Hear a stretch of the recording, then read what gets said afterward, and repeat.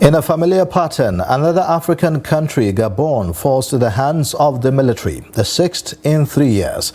Is the recent spate of coups on the continent revolutionary? Also on the program, Zimbabwe's general election described as flawed by 6 regional and international observers. Plus, a highlight of stories from across the continent. This is Africa Update on Trust TV, reaching you from Abuja, Nigeria's capital. I am Ayuba Ile. Thanks for joining.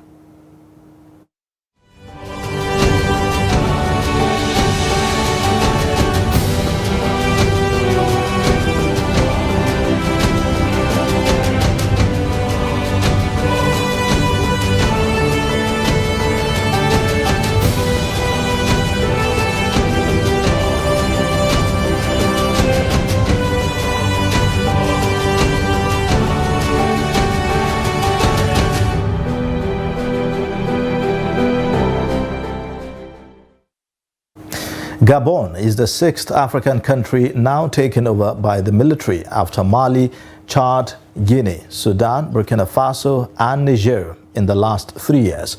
Shortly after the Gabon's electoral body declared the incumbent President Ali Bongo winner of the country's presidential election, army officers appeared on national television announcing they had taken power.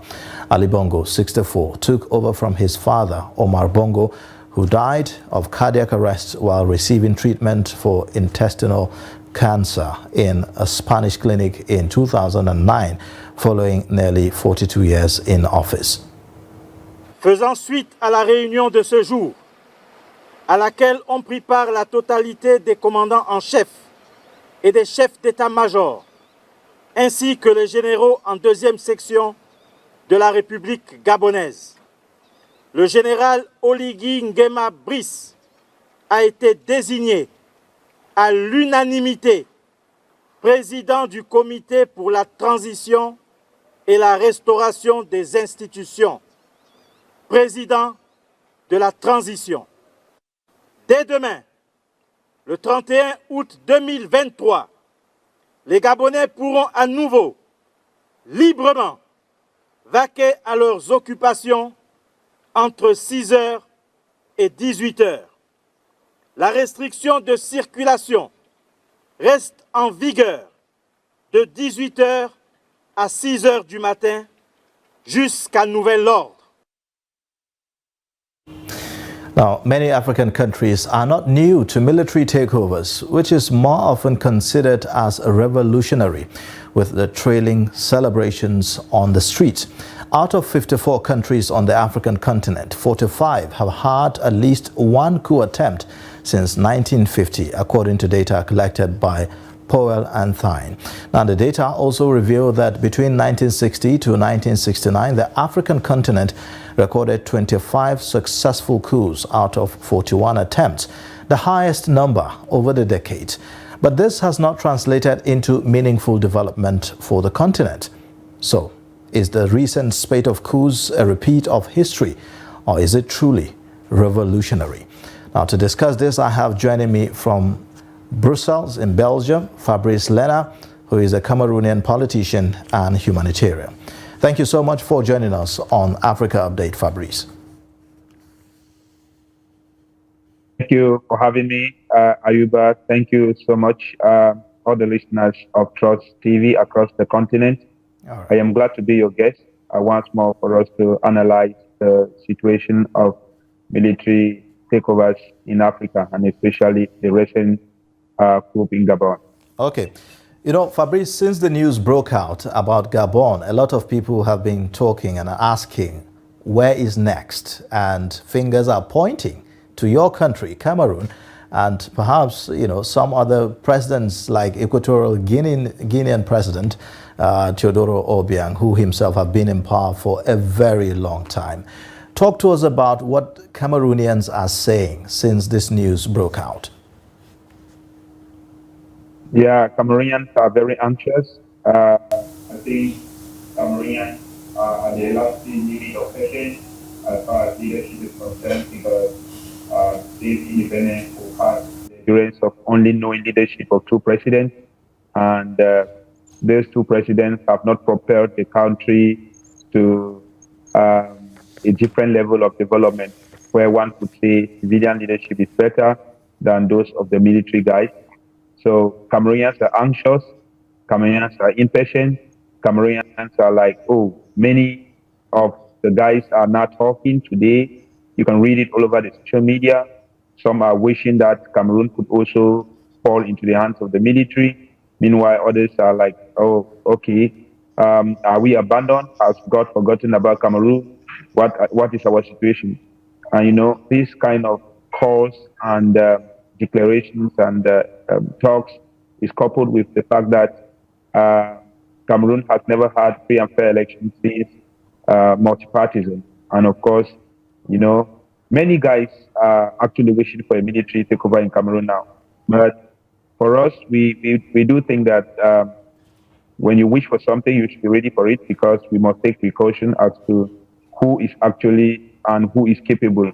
And of course, when you look at Cameroon military since 1984 coup attempt that failed, April 1964 coup attempt that failed, there had been a lot of grip, divide, and rule by the president, who controls nearly all factions of the military with strong grip. And uh, he keeps one faction of the military to control the other. And it makes it very difficult for Cameroon to have a true revolutionary military, except otherwise, as one could say never in this kind of situation. This news has also sent shivers, across the continent, regionally and even internationally. We've seen in Rwanda, for instance, the president of Rwanda, Paul Kagame, has decided to retire 12 generals from the armed forces. In Cameroon as well, we heard the news about the reshufflement of the Ministry of Defense and the likes. What do you make of this? Yeah, of course, these guys are alert. They are alert, and they know that they are pushing the people. They are pushing the people. When a trend is happening in any part of the world, those are the top who are concerned, who are like the top about leaders, have to take precautions. In Cameroon, just a day after the coup in Gabon, Paul Biya came to do some internal reshufflement at the Ministry of Defense, and also some touches at the level of the military academy, only what they call Inya. And we also saw the president of Rwanda, Paul Kagame, who of course came to power through military action, through military conflict after the 1994 genocide. And these guys are quite conscious of what can be awaiting them, and of course, if they will be the next victim of their own leadership narrative. So it's often said, when your hands are clean, you're not afraid of any decision you take. But when you have skeletons in the cupboard, you are always fidgety, you are always worried about who could be thinking about what about you. Leadership and politics are complex, as you could not know that it is just the next person beside you that you're repeating the strategies of how to remain in power, that would decide to use these strategies to take you off from the scene. And of course, this is what they are seeing in Gabon with the close aid of the president, who has saved Omar Bongo and the Ali Bongo, these Olympic Gamer, who has taken power there in Gabon. He understood the strategy that these guys were using to stay, conserve power indefinitely. And of course, in Cameroon, we have also generals that protected President Paul Biya, who guys who have sacrificed so much to maintain him in power. I would say one of the greatest things that have made Cameroonians to remain complacent and in absolute fear is the military. Cameroon is one of the countries with so many military divisions and different category of military guys, ranging from police, to the national army, to the special B, to special that which are military units that are not observable in other countries. Okay. So this reshufflement is to make sure that they are not taken by surprise. But even if they reshuffle, guys who would want to perpetrate, who would want to take it in the form of a revolution, they will still do that. They will absolutely do that. So this will not stop people who already have a plan or hinder them to carry out their plans. I'm sure of that. Fabrice, it's becoming increasingly difficult to condemn military coups on the continent.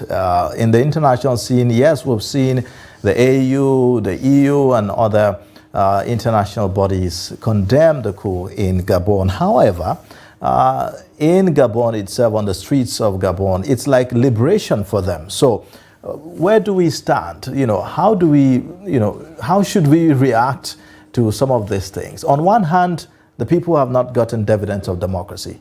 On the other hand, people say, well, we shouldn't have military takeovers.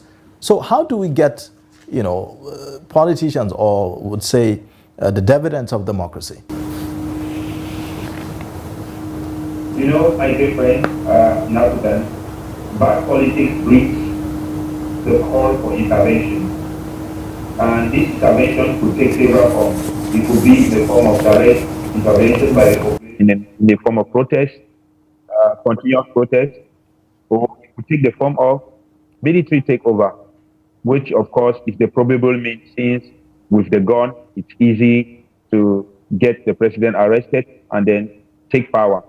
But one of the remarkable things about the coups of these times, since 2020, is that they are bloodless, which means that the aim of most of these guys is not just to get the president ousted and eliminated, but to do some necessary institutional and systemic reforms, which of course we've seen them in some other countries that are under the military guide.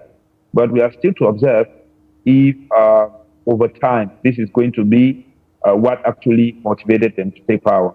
It's often said that you can't be so sure of who you entrust power to unless the person delivers to the end, to the very end, what they promised or the objective for which they seized the power. In Africa, one could observe in one hand that there are some countries that have successfully been governed by civilian presidents without any worries. One could say these countries enjoy stability, constitutional democracy, and rotative presidencies where when presidents are defeated from power, they accept defeat, step down, and allow other people to come up. This is a case of a country I've taken interest in, like Zambia, with the defeat of the founding president in 1991, Kenneth Kaunda. When Fedric Chiluba defeated him, he accepted defeat and stepped down. And then when Fedric Chiluba himself was defeated in the 2005 elections, he accepted defeat and stepped down. And recently, as recent as in 2021, we saw President Hashelima defeated President Edgar Lungu. He accepted defeat and stepped down. So if countries in Africa practice this culture where they stick to the constitution, they adhere to the institutions that have been designed by the country's people, and of course they respect the term of office and do not seek to modify the clandestine manner these constitutions to stay in power ad infinitum, we will enjoy this democracy. And if this democracy comes with increase in development index, increase in the welfare of the people, and of course the spirit of the values of the African culture, our communities, and emancipation, no one will have any problem. If this is accompanied by peace and stability and gradual growth of the country, no one will have any problem with civilian leaders. All right. To have problems when these civilian leaders themselves fail to deliver, and then not only that they fail to deliver, but seek to extend their money. Not only that they seek to extend their money, sometimes they can literally want to modify the constitution. Power. And most of the case, you see there is lack of separation of power in this country. Fabrice. You can't completely blame these guys for taking power. We've had this experience in the past on the continent. In the 60s and the 70s, we've had several coups, and some of the reasons given at the time are not any different from what we hear now as reasons for the coups. It's about the welfare of the people. It's about bringing justice. It's about making sure that the institutions work. Those are some of the reasons given decades ago. Can we really trust the soldiers, taking over power? Is this takeover really revolutionary? I would say, Ayuba, and to my fellow compatriots, that in reality, one could not affirm in totality that it's revolutionary, and one could not negate the premise as well. On the basis that in the past, we've had true revolutionary leaders who've attempted to lead their country to the right path of stability, development, perhaps to be self-reliant and to focus on the values that have been defined by us Africans to be the values for which we will build our country. So if they were to say, yes, revolutionary leadership exists in the side of the military side, we will be talking of the Massacre. It attempted to do that. Just the singular action of changing his country from Papa Buddha to the land of Obra people to Burkina Faso,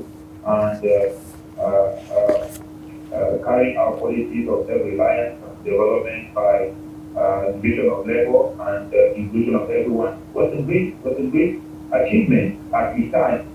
When you look at the motivations of JJ to say it was a great achievement at the time, even coming to your country, Nigeria, the attempts of Osolibi Onabasanjo, he tried within his power to put things on the right track and then take the country to the path of constitutional democracy.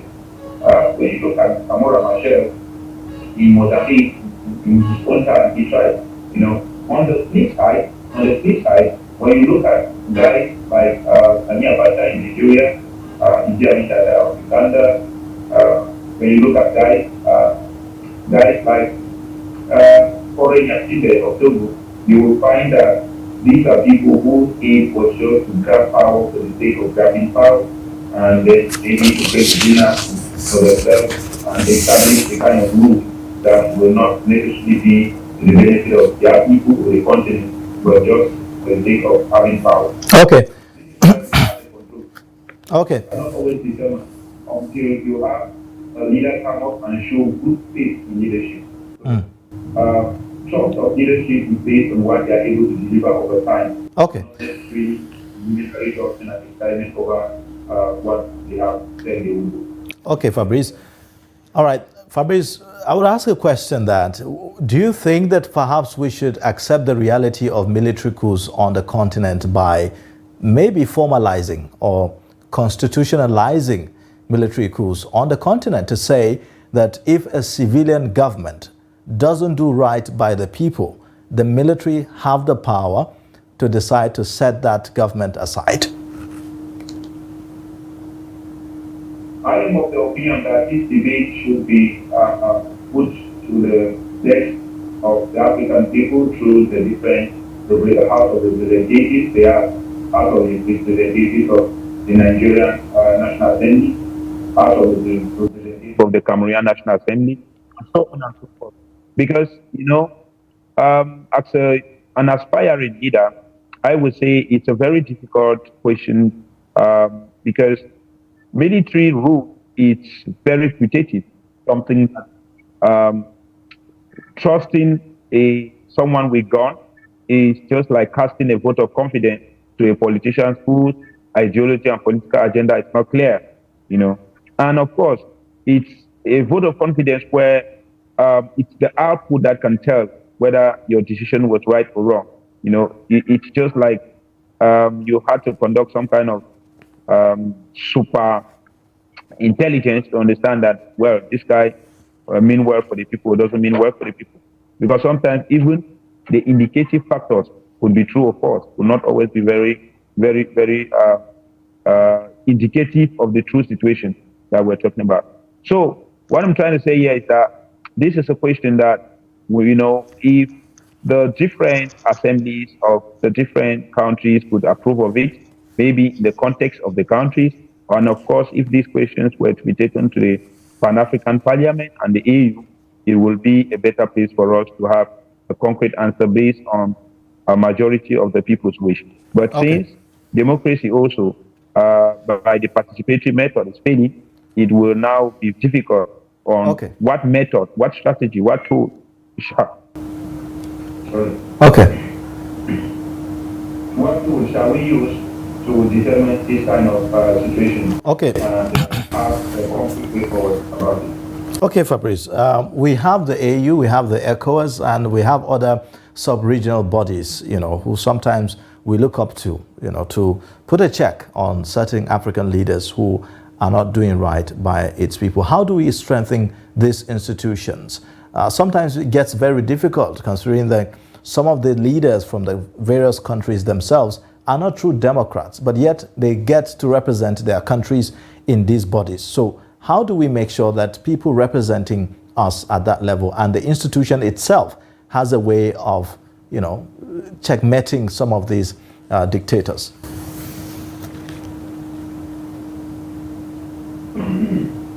My dear friend, this starts by electing the right people into the right office. It starts by Nigeria choosing the right man for the presidency of the giant of Africa, Nigeria. It starts by Cameroon choosing the right man for the office of the presidency of Cameroon, given its bicultural and its bilateral nature. It starts from there because when the wrong people are elected into those high offices, these wrong people at the end get to be elected by consensus in the different regional blocks, and it extends now to the continental bloc. And this is where the problem comes, because immediately after President Bola Ahmed Tinubu of Nigeria was declared the president of Nigeria, ECOWAS voted him as the chairman of ECOWAS.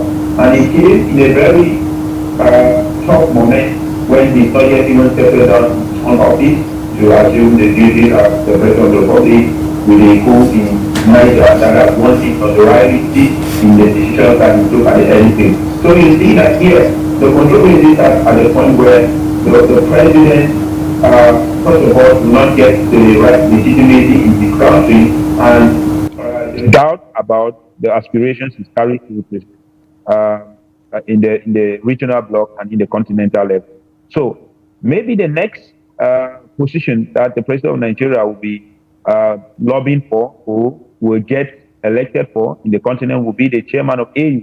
What will he deliver as chairman of AU when he's unable to deliver as president of Nigeria and able to deliver as chairman of ECOWAS? So it begins from there. The same thing with Cameroon, the same thing with Congo, Gabon, and these other countries. Because when the leaders are unable to deliver in their own countries, you don't expect them to deliver at the level of the regional bloc. And when you look at AU today, they are so silent on issues that are very pertinent across the continent. They are so silent on peace and security questions, on internal conflicts, on the conflicts that they should have voted for direct intervention, on issues that they were supposed to take as primordial concern. But of course, you understand why they are silent, because they themselves are unable to rule or lead by good faith. Right. You cannot ask someone like Matisse, who is suppressing protesters in his own country, Senegal, to be the one to set good examples for President Olga or Obiangema or Jordan. He's simply going to say, "Look, guys, go fix your house before you come talk to me." As simple as that. So the integrity of the person that hands these organizations matter. So the track record of their leaders from their country, from the smallest unit of institutions they might, right up to the bigger organizations. All right. Well, thank you so much, Fabrice Lena, Cameroonian politician and humanitarian worker. We appreciate you joining us on Africa Update and sharing your perspectives with us. Thank you very much, Daiba. I was always glad to be your guest at any time. Thank you very much. We need to keep on telling the African continent until it's our time, and it's time to take back our destiny, our country, from all those who do not want us to go to that promised land. Time for us to write. All right. Thank you very much. Well, you're watching Africa Update on Trust TV. Coming up shortly, we'll take a look at Zimbabwe's general election, where international organizations have described as flawed. Join us again.